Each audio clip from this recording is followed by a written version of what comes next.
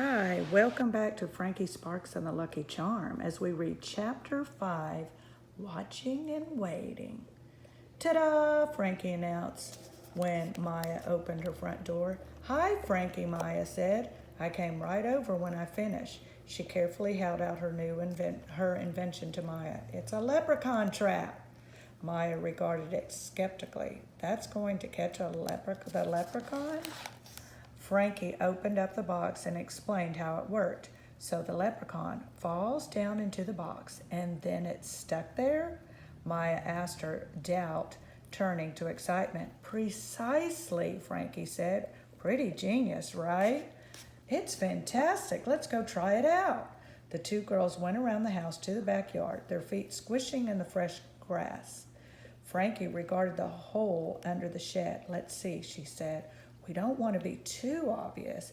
If we put the trap right here by the hole, he'll surely suspect something. That is, if he would suspect something, if leprechauns were real.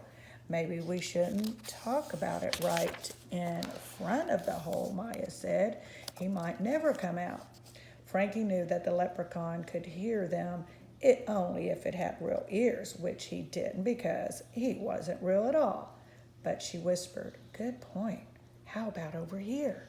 The lilac bush was just starting to bud at the edge of Maya's lawn. Frankie placed the box under the lowest branches and carefully opened the lid. She made sure that the pennies were in the cauldron and the cotton batting was placed just so.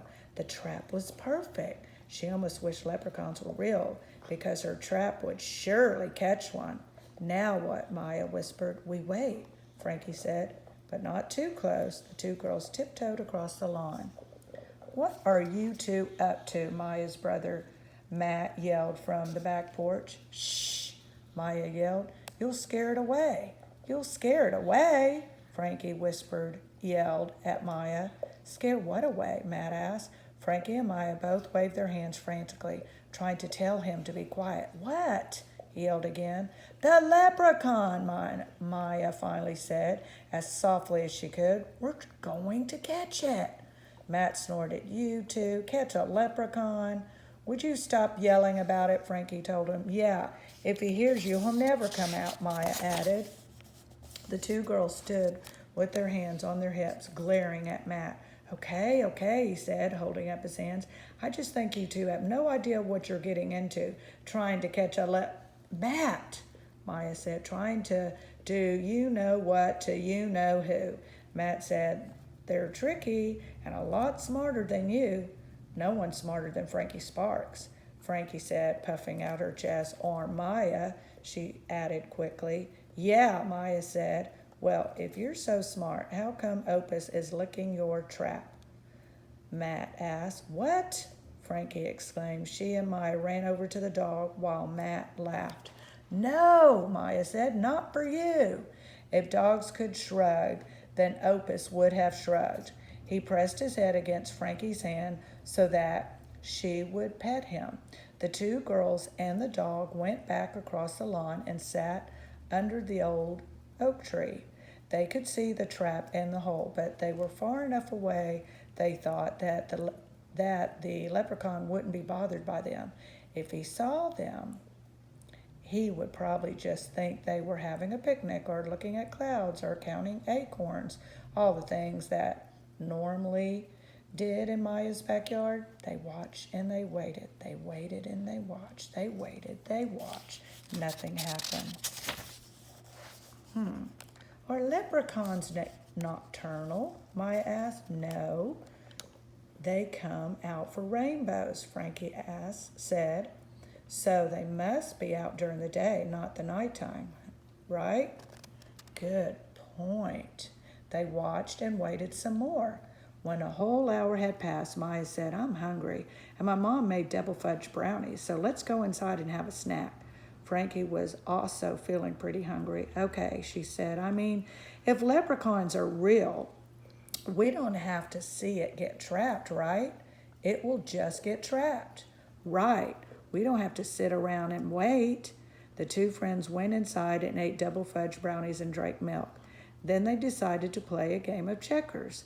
Then they put on their magic show costumes and pretended they were part of a traveling circus and talked to each other with made-up accents.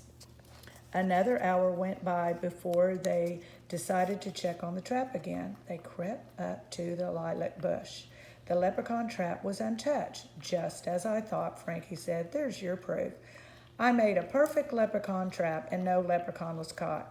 Maya crouched down low. What's that? She asked, pointing at the divots in the grass. Just little bumps, Frankie said. Like from the rain or something? It didn't rain. I think they look like footprints, Maya said. They seem a little green to me. Maya, Frankie said, exasperated. You said yourself the trap was fantastic. Sure, Maya said, but what I'm realizing is that just because your trap didn't catch a leprechaun, that doesn't mean they don't exist.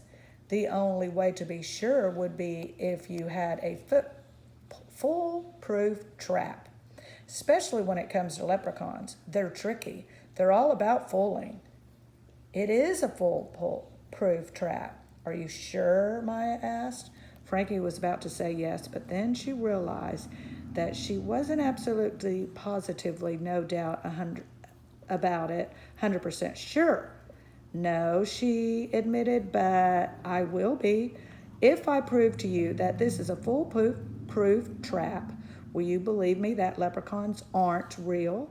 Maya thought about this for a second. She didn't take such types of deals lightly. Yes, she said, I will. She reached out her hand and the two girls shook on it. Now, all Frankie had to do was prove that her trap was foolproof. Easy peasy, right? Frankie wasn't so sure. Tune in next time as we read Chapter 6, The Expert Engineer.